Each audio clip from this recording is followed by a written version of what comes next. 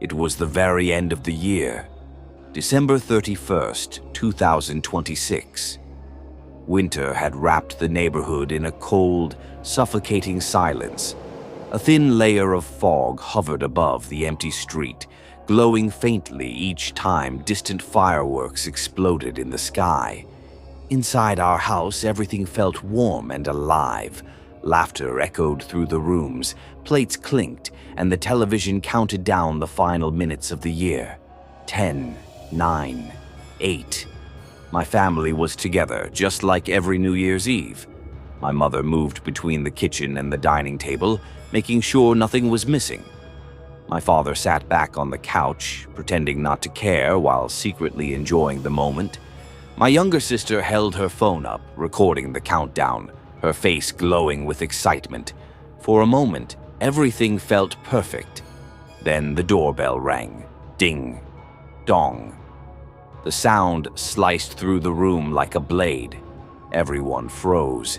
Even the voices on the television seemed distant now. New Year's night wasn't a time for visitors, especially not this close to midnight. My mother frowned. Who could that be at this hour? "I'll check," I said, though my chest had already tightened with unease. The hallway felt longer than usual as I walked toward the front door. The warmth behind me faded with every step. The lights seemed dimmer here, the shadows deeper. I stopped in front of the door and leaned toward the peephole. Nothing, only darkness and fog. Ding, dong. The bell rang again, sharper this time. I unlocked the door. It creaked open. Lying on the doorstep was a Santa Claus doll. At first glance, it looked like a cheap holiday decoration. Red suit, white beard, black boots. But the closer I looked, the more my stomach twisted. The suit was torn apart, as if ripped by force. Deep scratches scarred its plastic face. The beard was stiff and clumped together with dark stains that looked disturbingly like dried blood. Its eyes were wide open, not glassy, not lifeless. They looked aware, like they were watching me. Then I saw the bite marks, large, uneven impressions sunk deep into its stomach, as if something with powerful jaws had attacked it. My mouth went dry. "Why are you taking so long?" my mother called from behind. Before I could answer, I heard it. A slow scraping sound, right outside the door. Something was moving. I slammed the door shut and locked it, my heart hammering in my ears. I left the doll outside. Something inside me knew it didn't belong in our home. The clock struck midnight.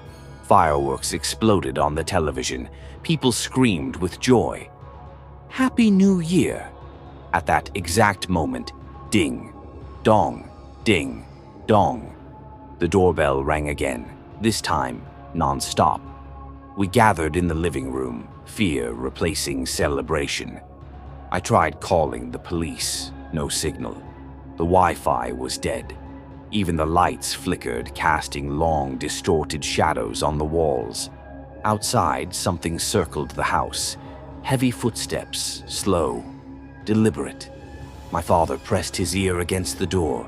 His face turned pale. "Everyone, step back," he whispered.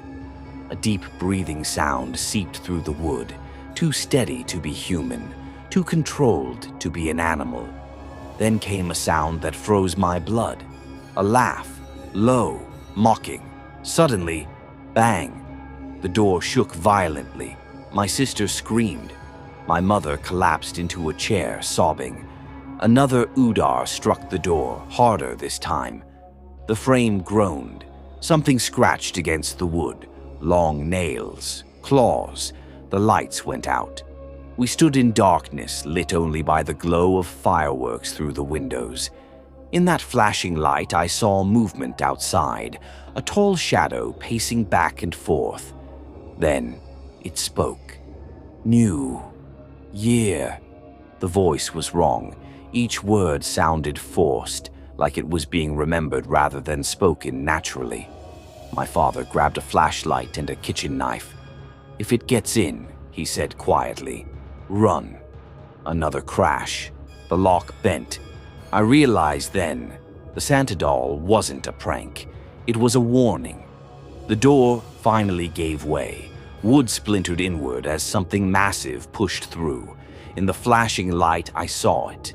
Tall, unnaturally thin, its limbs bent at the wrong angles, its face almost human but stretched, twisted, like a mask worn too tightly.